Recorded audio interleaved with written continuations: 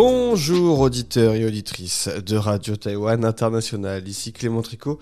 Vous écoutez un épisode de La Ville en pratique, votre émission sur l'architecture et l'urbanisme à Taïwan.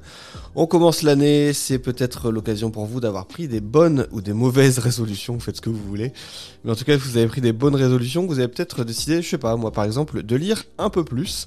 Eh bien, pour vous aider là-dedans, moi ce que je vous propose aujourd'hui dans cette émission, c'est de vous donner des conseils de lecture sur l'architecture et l'urbanisme taïwanais pour vous accompagner tout au long de l'année. 12 livres, alors on va pas tous les passer en revue, ils seront sur la page de l'émission, mais en tout cas on va en présenter quelques-uns, un par mois. C'est un rythme à peu près convenable si vous lisez un petit peu le mandarin ou si vous aimez les belles images. Et on va commencer tout de suite avec ces différents ouvrages. Commençons tout de suite avec un livre qui s'appelle L'esprit des villes, voilà, comme ça au moins on est directement dans l'ambiance, et qui retrace plus ou moins l'événement qui s'appelle Open House Taipei. Alors qu'est-ce que c'est Open House Taipei ? C'est tous les ans, plutôt en fin d'année depuis quelques années à Taipei, mais aussi maintenant de plus en plus dans d'autres villes de Taïwan. C'est un événement mondial où certains édifices, c'est un peu comme les journées du patrimoine chez nous, certains édifices vont s'ouvrir exceptionnellement au public, mais là il y a aussi des cabinets d'architecture qui vont ouvrir leurs portes pour permettre aux participants de venir voir un peu comment travaillent les architectes, découvrir les différents cabinets qui se trouvent à peu près près de chez eux, puis peut-être comprendre comment se passe l'architecture et comment se crée l'architecture au quotidien. Et bien là, il y a un livre qui a été édité pour revenir un petit peu sur l'histoire de Open House Taipei, cet événement, et puis mettre en avant aussi quelques édifices majeurs qu'on trouve à Taipei.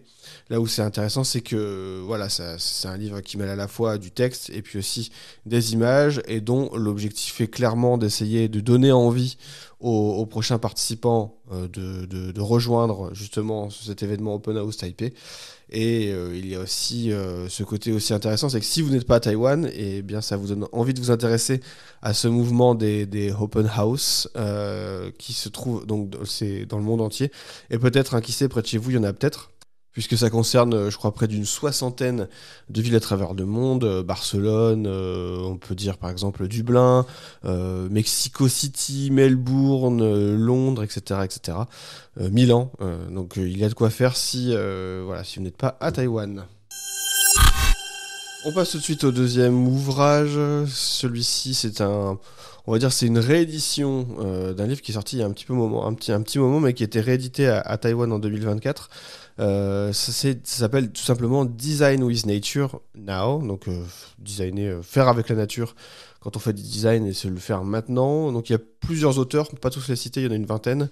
C'est des nouvelles d'auteurs, de paysagistes la plupart, qui réinterprètent le livre de Ian McGarg, qui est un architecte paysagiste britannique, qui est aussi le fondateur du département d'architecture paysagiste de l'université de Pennsylvanie aux États-Unis. Alors pourquoi c'est intéressant ? C'est parce que c'est, on va dire, aux États-Unis une des meilleures écoles de paysage du pays.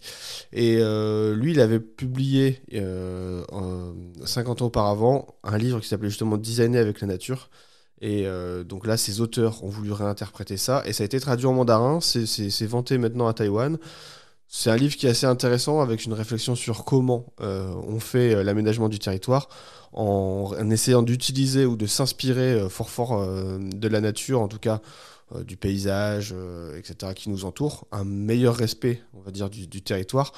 Donc voilà, là où c'est intéressant, c'est que vous avez aussi des réflexions d'architectes et paysagistes qui sont pour la plupart rattachés à l'université de Pennsylvanie, et ce sont des paysagistes qui ont réalisé des projets de conception écologique très avancés, qui sont certaines références à travers le monde. Et c'est rédigé dans un langage assez simple, avec des images, ce qui permet peut-être de comprendre aussi quand on n'est pas forcément un habitué des techniques, et ça permet de réfléchir aussi aux questions du changement climatique et aux défis qui se présentent face à nous à peu près partout à travers le monde, et c'est intéressant de voir ça arriver à Taïwan.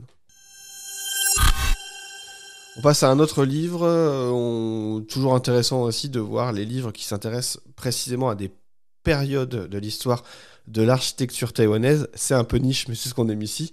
Vous avez donc de 1949 à 1983 un livre sur l'architecture taïwanaise pile sur cette période.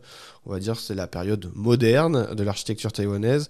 Et donc il y a plusieurs universitaires qui ont été invités et qui mènent des recherches là-dessus et qui ont planifié du coup une exposition sur ce thème qui a eu lieu à Taïwan.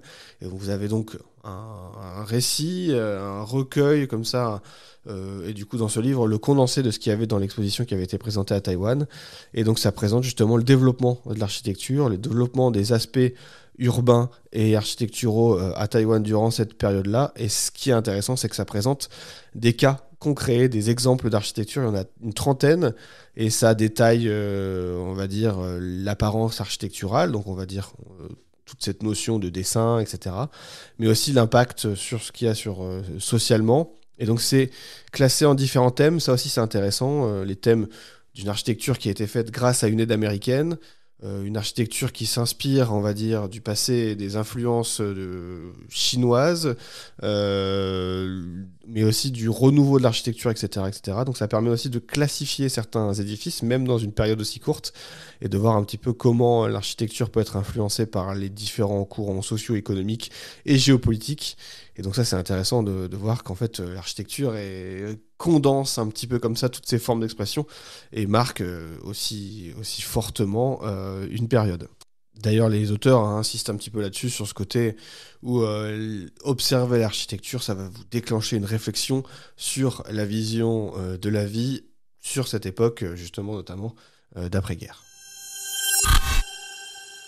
On passe à un quatrième livre que je suis toujours... ce genre de livre, je suis toujours heureux de les présenter. Ce sont ce qu'on pourrait dire des dictionnaires illustrés. C'est toujours assez simple, hein. Vous avez un concept, généralement présenté en quelques lignes, pour rester toujours à peu près accessible et compréhensible pour le commun des mortels.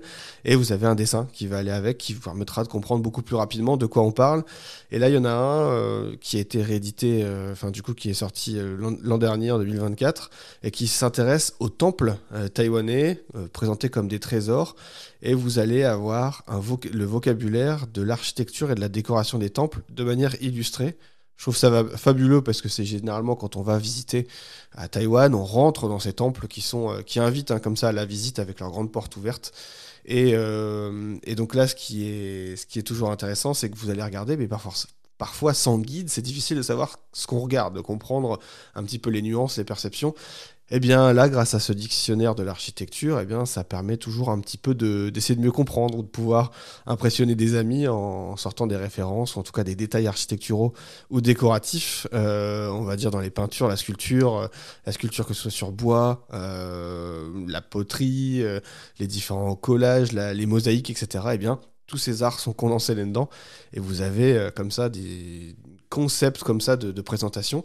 Et ça revient aussi sur certains aspects de constitution des temples. On parle parfois un peu du feng shui, la manière dont est organisé l'espace pour avoir ces bons augures dans les temples.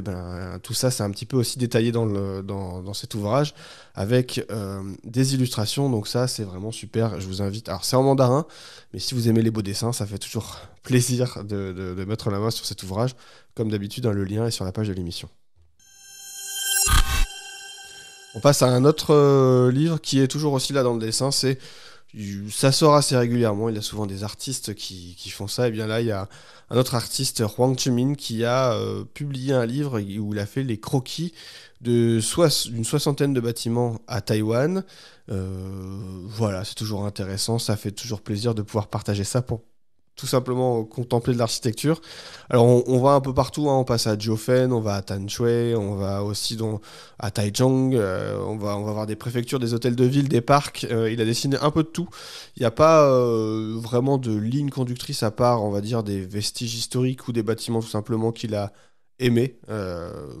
Voilà, donc ça permet aussi de brasser large, si on peut dire, dans ce que peut représenter visuellement l'architecture taïwanaise.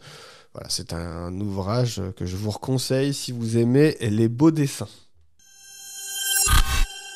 Et puis on va terminer sur un dernier ouvrage. Alors on est au 6e, mais bien sûr il y en aura 12, donc je vous mettrai les liens pour des autres sur la page de l'émission. Et là c'est l'illustration de la reconstruction de divers bâtiments à Taïwan.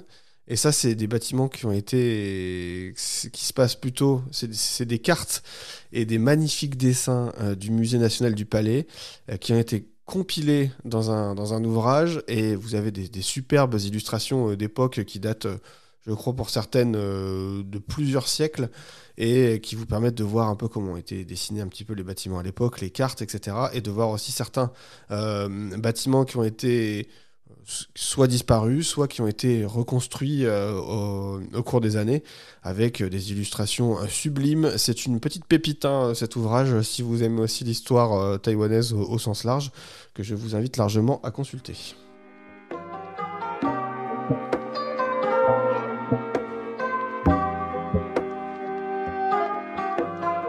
Merci auditeurs et auditrices d'avoir suivi cette nouvelle émission de La Ville en pratique. C'était Clément Tricot. Moi, je vous donne rendez-vous bientôt pour d'autres rendez-vous, que ce soit sur l'architecture ou sur les relations entre Taïwan et la France. N'hésitez pas à me suivre sur les réseaux sociaux ou à partager cette émission, c'est toujours important. Merci beaucoup.